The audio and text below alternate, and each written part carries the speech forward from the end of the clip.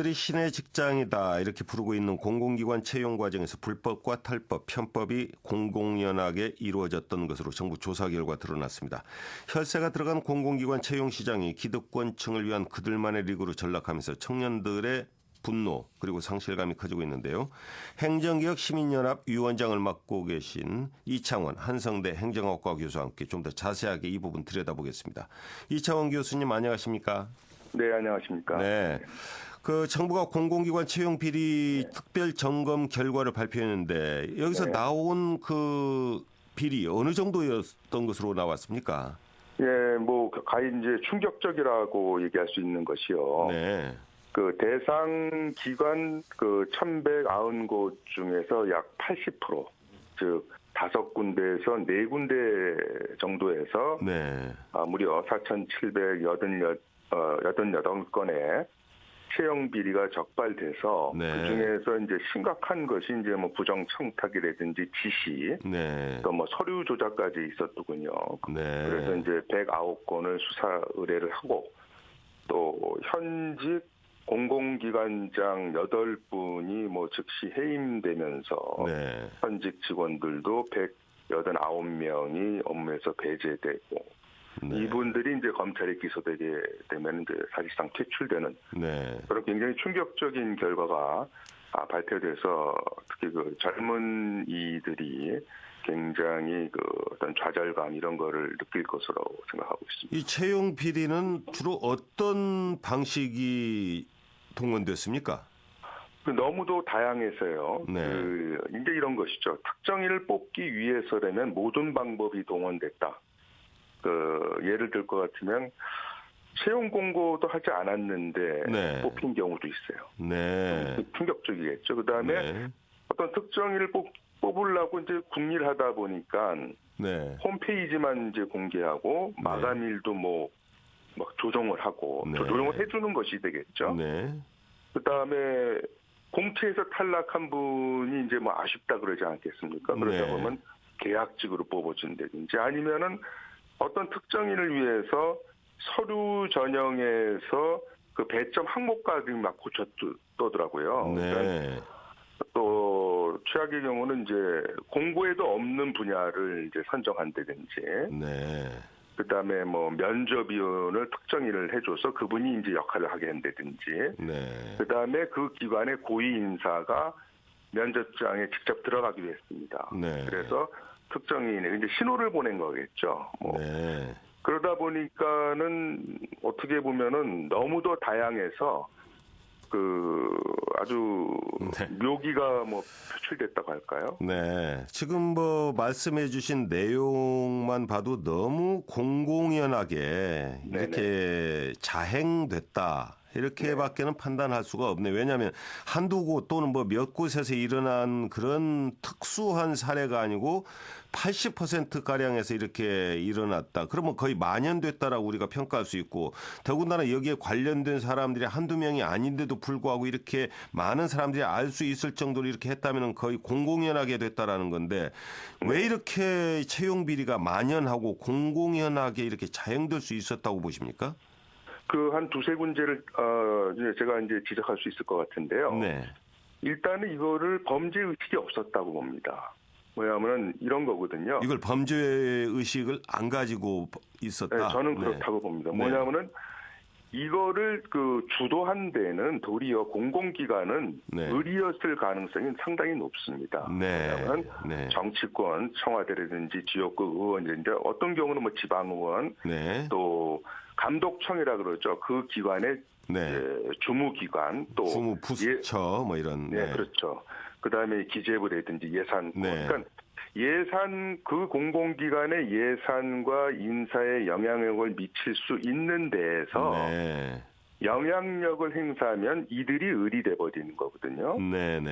그러다 보면 이제 그렇게 될 수밖에 없고 또 이제 사회 전체적인 잘못된 문화를 말씀드린다면은 이런 인사에 관계되는 것을 이제 이런 거죠. 역량이 차이가 있으면 얼마나 있겠느냐. 좀 이왕이면 아는 사람 좀 봐주는 게 뭐 대수냐라는 잘못된 사회 인식. 그런 거. 그다음에 또 나중에 말씀드리겠지만 정치적으로 임용된 분들 이제 낙하산이라고 낙하산. 이분, 네, 네. 이분들은 이제 보훈 의식이 있습니다. 기관장으로 오신 분들이요. 네. 기관장 또는 이제 감사로 오셨죠. 네, 네. 이분들이 이제 나한테 그런 거를 줬는데 나는 그거에 대한 어떤 대응을 이런 식으로 하는 분들이 많이 있었던 것 같습니다. 그러다 보니까 지금 방금 교수님께서 말씀해 주신 대로 이 공공기관의 기관장 그리고 감사들이 항상 이 정권이 바뀌고 나면은 그 대가로 얻어지는 자리로 이렇게 낙하산을 오다 보니까 이 내부 감사 시스템이 전혀 작동을 하지 않은 거죠.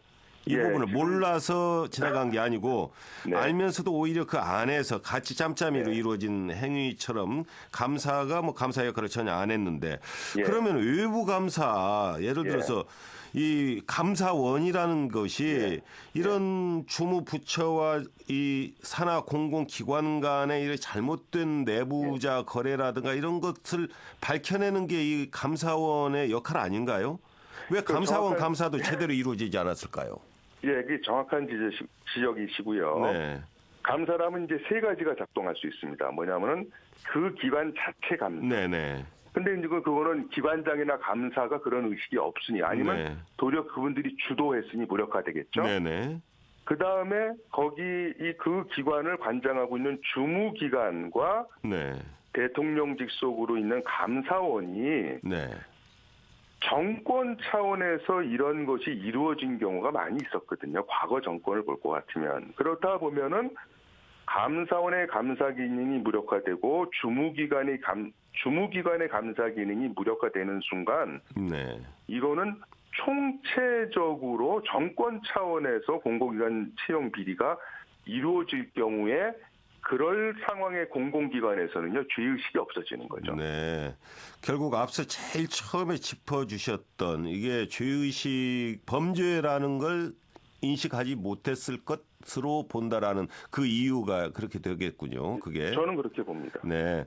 그래서 정부가 이번에 이러한 부분을 전반적으로 전수조사를 해서 지금 이 정도 밝혀내면서 앞으로는 정말 근절하겠다 하면서 채용 비리가 또 적발될 경우에는 즉시 퇴출시키는 원 스트라이크 아웃제를 적용하겠다 이렇게 이야기를 했는데 이 부분에 대해서는 실효성에 대해서는 어떻게 보십니까?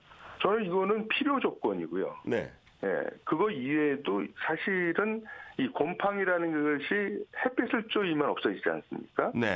가장 중요한 것은 저는 공개, 투명성이라고 생각합니다. 뭐냐면 되게 이런 일이 벌어졌을 때 이제 하나의 방패로 작동하는 것이 개인정보 뭐 보호다 이런 식으로 하는데 저는 거기 그 개인 정보를 보호하지 말라는 뜻이 아니고 의지만 있으면 개인 정보를 보호하면서도 모든 채용의 과정 절차를 낱낱이 회의록이라든지 이건 인적사항 지우면 됩니다. 그래서 공개만 해도요.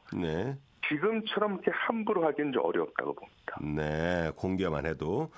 그리고 앞서 강원랜드에서도 이런 이 채용 비리 문제가 지적이 됐었고 실질적으로도 이제 그 수사 결과에서도 나타났었고요. 다른 곳에서도 이렇게 채용 비리가 이렇게 지적이 됐지만 사실 그렇게 돼서 이미 채용된 사람들을 단 한 명도 그걸 내보내거나 처리하지는 않았거든요. 이번에는 어떻게 이 부정 합격된 것으로 밝혀진 사람들에 대해서 어떻게 처리하기로 정부가 방침을 정했습니까? 명백하게 부정 합격자로 이제 거의 밝혀진 분이 한 100여 명 정도 되는 것 같습니다. 이분들은 일단 업무에서 배제하는 거로 알고 있고요. 그 다음에 수사기관 이제 검찰에서 이제 수사를 통해서 이제 기소가 되는 게 중요한 기준이 될 것 같아요. 그럴 경우에는 이제 퇴출이 되는 것인데 아마도 이분들도 그 대상이 되는 분들도 가만히 있지는 않지 않겠습니까? 그러다 보면은 아마도 지리한 법정 공방이 지금이야 조용하겠으나 이제 있을 것으로 보입니다. 다시 말해서 뭐 친인척이나 아니면은 힘 있는 사람들이 동원돼서 저 사람 뭐 부정하게라도 채용해라 했는데 본인은 나는 몰랐다, 나는 내 실력으로 된 줄 알았다라고 주장한다면 이게 상당히 좀 모호해질 수 있는 부분인데 그리고 또 하나 이 정부가 이러한 채용 비리로 인해서 불합격된 피해자를 구제하겠다고 이렇게 이야기를 했거든요. 네. 그런데 피해자가 이게 합격 권이었는지 또는 앞서 몇 명 때문에 밀려서 합격을 못했다라 네. 이걸 뒤늦게 이게 알 수 있는 게 어떻게 현실적으로 가능합니까? 저는 가능하다고 봅니다. 의지만 있다면. 무슨 말씀이냐면요. 네. 조금 전에 그 모두에 말씀하신 게 이런 거였거든요. 나는 몰랐다 대상. 네네. 뭐 뭘로 쓸 리가 있냐 그게 아니라 네. 기본적으로 부모나 친인척이 부정착탁을 한 것이 명백하다면 네. 뚜렷하게 대가성이 없어도 네. 제가 알고 있기로는 입사 취소 사유가 되는 거로 알고 있습니다. 지금 김영란법이 작동을 한다든지 네. 그 발생이 그 이전이라 하더라도 실질적으로 그 그 어느 분이 특혜를 받았기 때문에 피해를 발생한 분이 있지 않겠습니까? 네. 즉 피해자가 검찰 수사로 특정할 수만 있다면은 네. 일단 구제의 대상이 된다고 보고요. 네. 또 한 가지는 이제 서류가 존재하느냐 이런 얘기도 많이 하는 것 같아요. 그렇죠. 만약에 그런 범죄 행위로 했다면 그 서류는 곧바로 파기시킬 가능성도 높으니까요. 그런데 우리나라의 그 수사가 굉장히 발달돼 있기 때문에 우리 이 디지털 광고가 아닙니까? 네. 즉 디지털 포렌식이라는 그 이제 얼마든지 복구가 가능하다 그러거든요. 네. 그래서 네. 아무리 파기해도 그 서류를 생산하기 전에 어떤 디지털 작업이 있었을 거예요. 네네. 이거는 저는 수사와 이 어떤 정부의 의지라고 저는 생각합니다. 네. 자, 문제는 이제 앞으로가 더 문제인데 네. 앞서 이야기했던 정부가 이제 앞으로 원 스트라이크 아웃제 단 한 번만 걸려도 이걸 강하게 처벌하는 식으로 해서 이러한 부분에 대해서 근절시키겠다, 채용 비리를 네. 막겠다라고 하는데 여기에 이거 아까 필요 조건이라고 하셨는데 네. 충분 조건으로 몇 가지가 좀 더 필요한 부분이 있겠습니까? 네, 한 세 가지를 간단히 말씀드리면요. 네. 채용 비리는 단순히 뭐 좀 봐준다라는 것이 아니라 네. 반사회적 범죄라는 것을 우리가 인식해야 된다는 거. 네네. 두 번째는 이미 말씀드렸습니다. 인사에 관한 모든 과정은 철저히 공개함으로써 곰팡이를 음지에서 양지로 투명하게 진행시키는 것. 네. 네. 세 번째는 정치적 임용을 이제 근절하자. 이른바 즉, 낙하산. 네. 네, 배제하자. 왜 그러냐면요. 네. 낙하산으로 오신 분은 네. 정치적으로 임용됐기 때문에 본인도 정치적으로 임용을 할 겁니다. 네, 취약할 수밖에 없겠군요.